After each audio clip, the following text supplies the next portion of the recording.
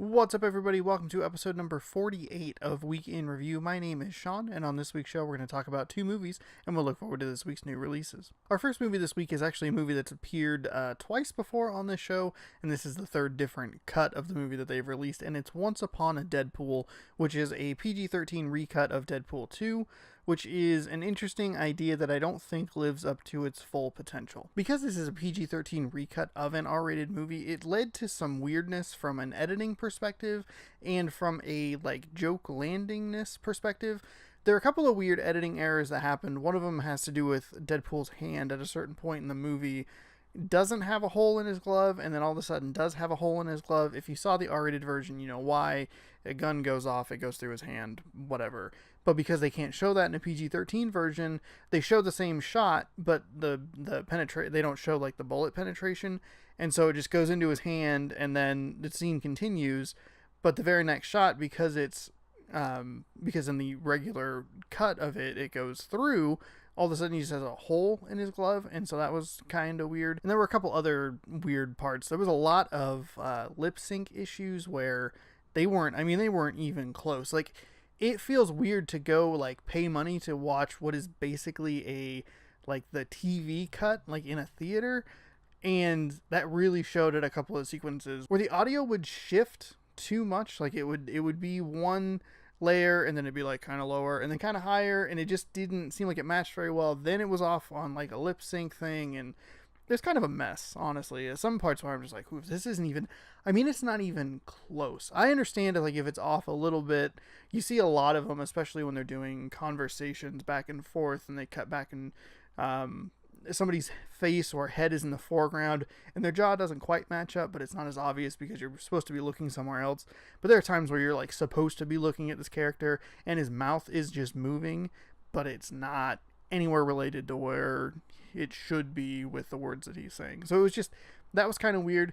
What I was surprised with was how much they got away with in this particular movie.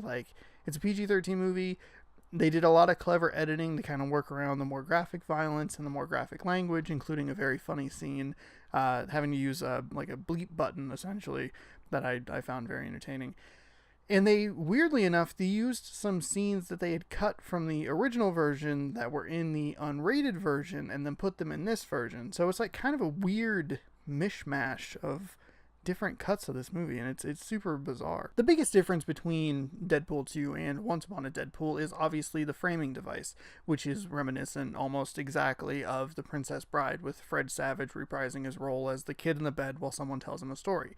And that part, I thought, made it worth seeing, made it worth a third time around for myself. But at the same time, they didn't use it enough. They used it smartly, and they did some good stuff that was very funny and very entertaining. And they even poked fun at some of their writing. They have the lazy writing joke that's in the trailers. It's all over the place. And then they even poke fun at one of the plot points about fridging one of the characters, and they kind of explain that. And what's weirdest about this is that they give more backstory on Cable in this movie in about 48 seconds than either of the other two cuts of this version combined. I know that's juking the stats because they're basically the same movie, but you get all of Cable's backstory in Fred Savage rapidly throwing this off oh, it's Cyclops' son from Jean Grey's blah, blah, blah, clone that was sent to the future, so on and so forth. And it's funny to see that Ryan Reynolds in the Deadpool thing just go well, we have the time travel part, and then just kind of carry on, because that was something that's probably really missing from Deadpool 2, but I don't give a shit about Cable, so I don't really care. I don't know. It's a fascinating framing device that makes the movie worth checking out if you've seen it before. I just don't imagine it's going to do much for newcomers, and I don't imagine that it's going to do much for people who have already seen the movie. Obviously, it's an excuse for me to go see a movie that I really like again.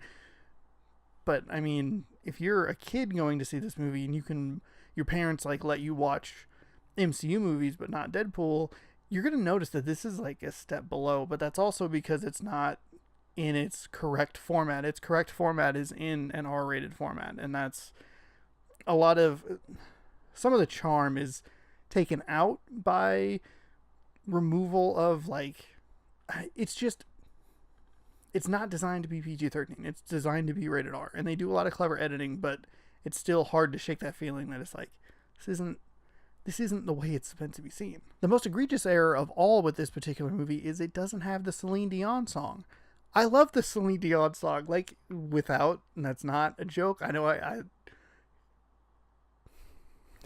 trying to keep a straight face. The Celine Dion song that they got for this particular movie is great, and it was actually on my top songs of 2018, which is really funny to me. They cut it out of this movie. Probably, I would assume that they didn't want to pay the rights for it or the royalties for it, because I don't think they thought it was going to make a ton of money, and it may not have been worth it. It's not missing unless you're looking for it. In my case, I am looking for it because I think that opening, I think the song is really interesting, and I think the way they do the visuals and the opening credits are interesting as well. Overall, this is the weakest version of Deadpool 2 that I've seen so far. It's weird to say that. I've watched 3 different cuts of this movie. The framing device is interesting. It probably gets a little bit more mileage if you have seen The Princess Bride, which I have. I really like that movie. I don't know. They don't use it enough. It's missing some pieces. It's cut together weird. The Celine Dion song is gone. I don't know. It's an interesting concept, but I don't know. I don't know. Doesn't feel like it needed to be put in theaters.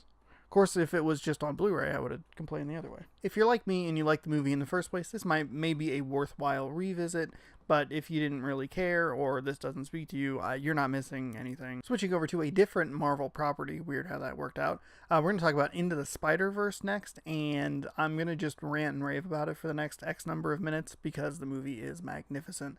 I loved it start to finish. It's easily the best animated movie of the year. It's one of the best movies of the year. The animation in this movie is absolutely terrific. It looks like a comic book come to life. Each of the 6 spider people are animated in a different style. It's super fascinating. It's fun to look at. It's colorful. It's vibrant. It's a movie that I want to sit like 5 feet from the screen and just let it wash over me. Just like, oh, this is so pretty and it's so awesome. And what's even better is that it has a great story, because you can have a nice animated movie that looks really great or a game that looks really great and have it be boring as shit. But this movie isn't it. This movie is very humorous. It's heartfelt. It has an absolutely terrific message in it. I can't believe how well they balanced all of the characters. Like, this is, from the get-go, it's Miles' story, and it never feels like it's anything other than Miles' story. Other characters have their moments, they have their developments, they have their backstories, but this is 100% a Miles story. And Miles Morales is fucking awesome. Like, he's really, really great. Peter Parker's awesome. Gwen Stacy's really, really cool.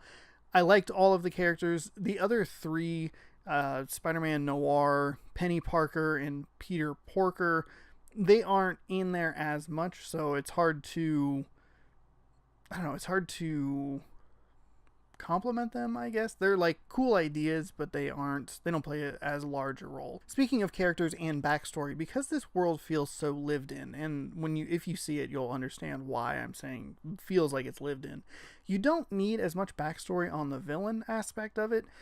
They get little kind of glimpses here or there, and you very clearly understand why character X is doing what they're doing, and why this person's here to help, and why this other person's here. Like, you understand all of that, and it's just, like, I can't believe that balance is there. I mean, this is a franchise that has Spider-Man 3, a terrible movie that has too many characters, and they all suck, and it's a dumb, stupid, shitty, terrible movie. And for them to be able to balance this many characters, and the motivation of the villain in about a 30-second window is just, it's astonishing. Like, I love this movie. I love this movie so much. This movie is just top to bottom, start to finish great. It has great characters, great development, great soundtrack, great animation, great sound design. Like, everything about this movie is just, it's fantastic. The emotional scenes are executed super well. It explains why characters are putting other characters in the positions they're putting them in, and it fills in some stuff. And it's just, I don't know, I'm dancing around a lot of aspects of it because I don't want to give anything away, because I think you should go see this movie. And I think the best compliment I can give this movie is I walked out of the theater and immediately was like, I would like to go again. Like, I'll turn around, go back in there, I'll take the big old dumb thing of popcorn I got, and then I'll just have them rebutter it, and I'll take it right back in the theater, and it'll be bing bang boom. I think this is easily one of the best movies of the year, and I think you should absolutely go see it in theaters, because that's the way it should be seen. Like, just on a big huge giant sweet screen with cool sound, and it's so good. It feels weird to like not. I'm having like a hard time articulating why I like this movie so much, but it was a movie that I sat there and I was like, I can't wipe the smile off my face with this. Like, this is just awesome. I'm loving all of this. Oh, I love it so much. It's so good. Go see Into the Spider-Verse. Finally, on this week's show, we'll look forward to this week's new releases. On Blu-ray, A Simple Favor is out, a movie I really, really enjoyed. And you can find a review for it back a couple of months ago. I can't remember what I titled the video. Probably should have looked that up. But it's there. I really enjoyed it. In theaters, Bumblebee hits this week. You can watch last week's episode for the review on that movie. I don't think it will be crazy to say in a couple of years, if the Transformers franchise is continuing, that Bumblebee saved the franchise. That sounds kind of dramatic now, but it's better than the last 4 movies combined. So there you go. You can watch the review in last week's episode. And it looks like we're going to get Welcome to Marwyn this week. And then on the game side, there wasn't a whole lot. Donut County comes to the Xbox One, which looks really, really cool. And then speaking of Spider-Man, because we just talked about Spider-Man, Spider-Man's final chapter of The City That Never Sleeps is out, called Silver Linings, I believe. And that's out on the PlayStation 4. Thank you so much for watching this week's episode. If you like the content, scroll on down, hit that subscribe button so you never miss a video. Leave me a comment down below if you saw Spider-Man or Once Upon a Deadpool. If there's something you're looking forward to that I'm not talking about, tell me down there. And then be sure to check back every single Tuesday for more Week in Review. We'll see you next week.